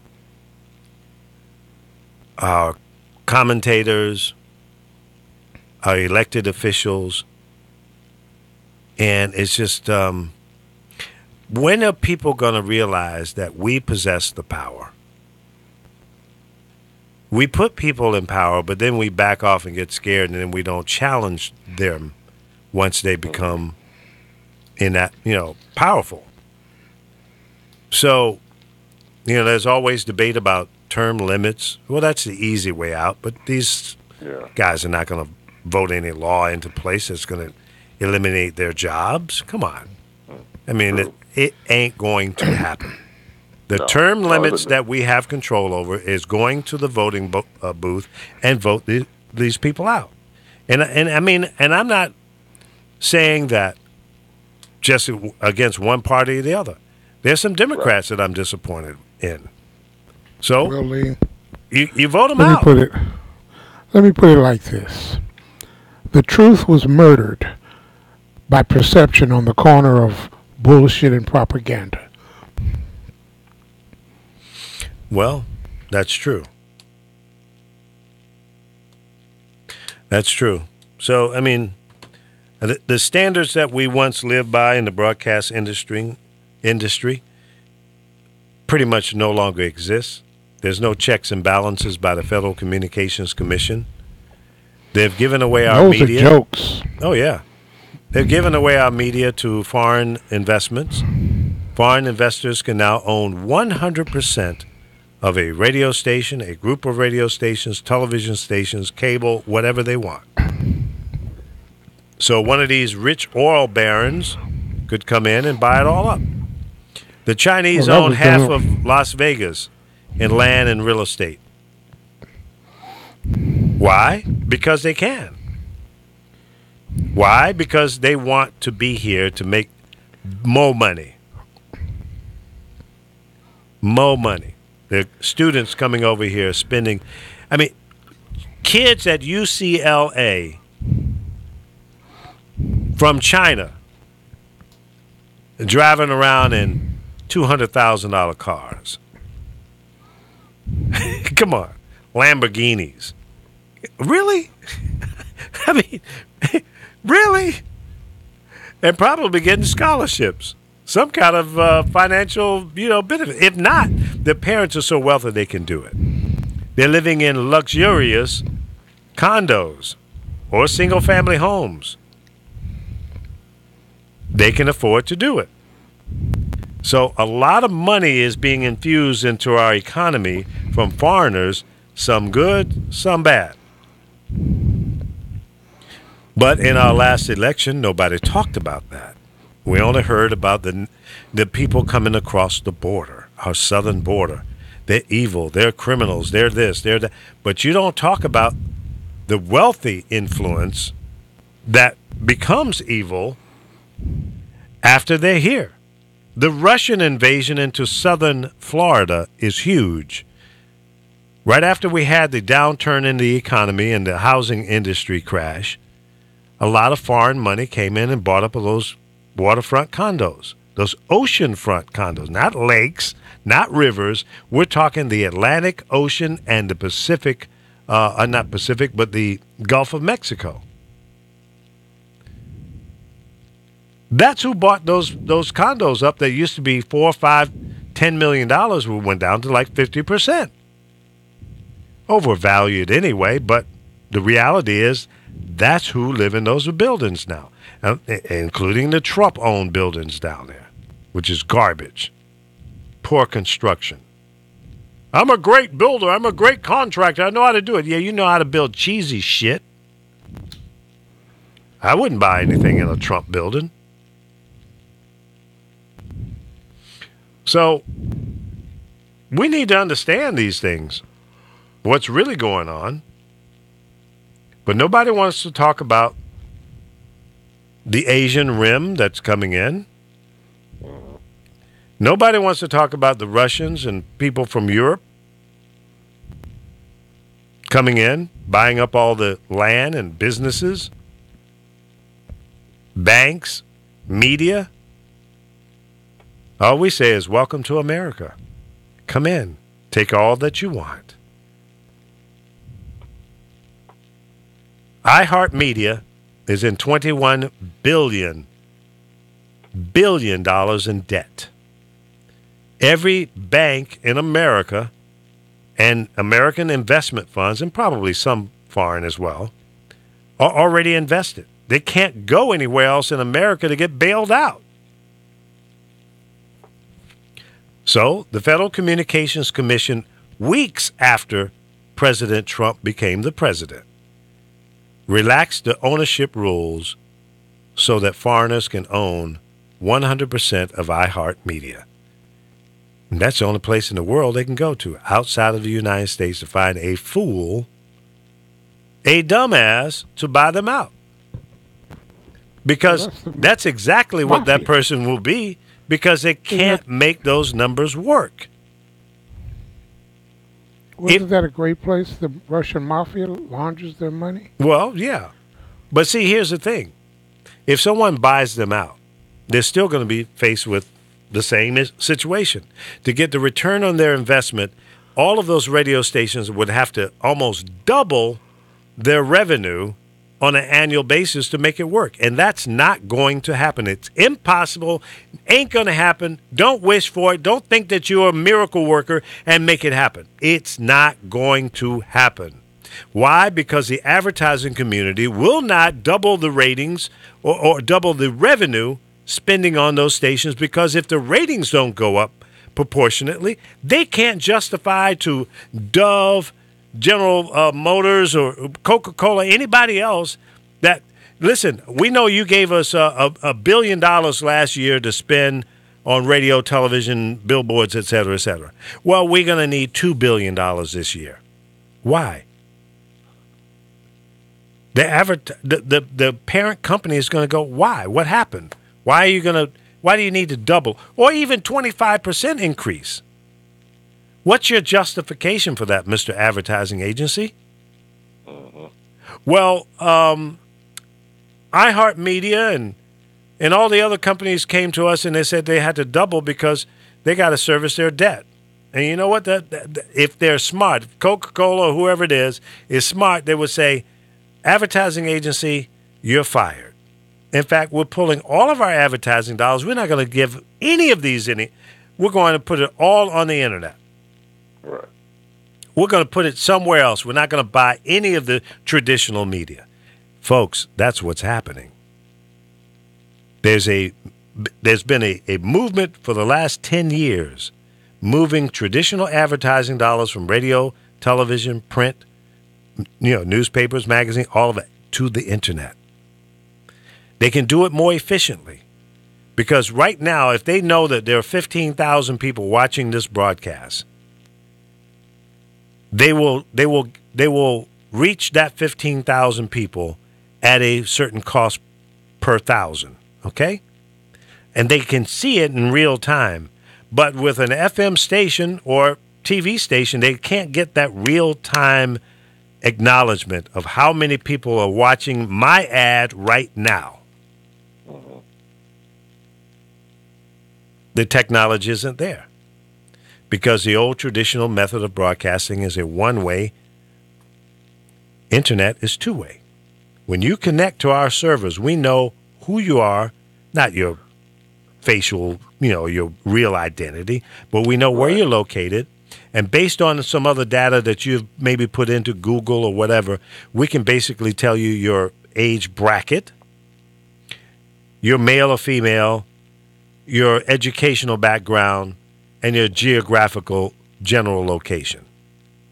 That information is very important to the advertisers because they know, okay, I'm reaching Lee Michaels in Los Angeles. He's in the 60-plus range. My product is geared to that person, or it isn't.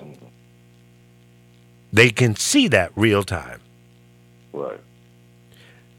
So that's part of the problem that traditional media has, and they still think that they can just simulcast their FM or AM station and get the benefits. Well, no, not really.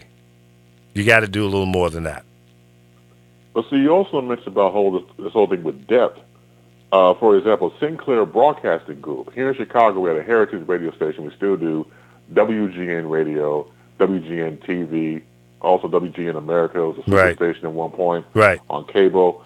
Sinclair Broadcasting Group purchased that back in May for $3.9 billion with a B, boys and girls. Right. $1 billion plus the assumption of a $2.7 billion in debt.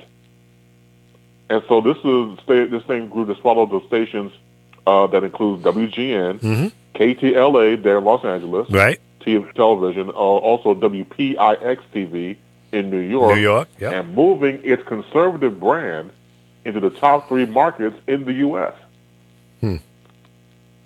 Well, good luck with that. Mm-hmm. They paid what, $3.9 billion? You said 3.9. That's right. And they got how much debt? 2.7. The debt was 2.7 billion. Well, my granddaughter, who is in high school, my granddaughters who are in elementary school can do the math on that and realize that that's going to be a push. Oh, yeah.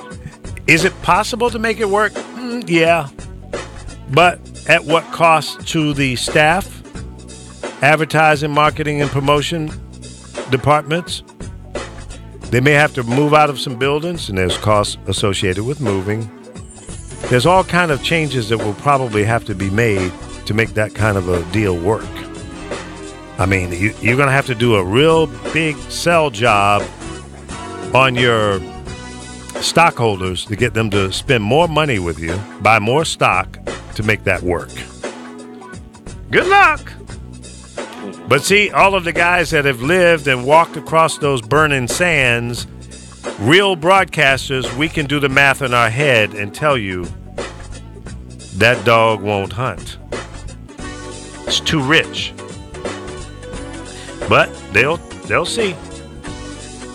And there have been other companies that I've worked with that bought and paid, crazy prices for radio stations in major markets. And I told them, I said, don't do it. It's too rich. It ain't going to work. You're not going to be able to increase your gross revenue by 10, 15, 20% sustained for the next 10 years. It ain't going to happen because your ratings are not going to go up proportionately. And remember, that's how the advertisers work. It's based on ratings.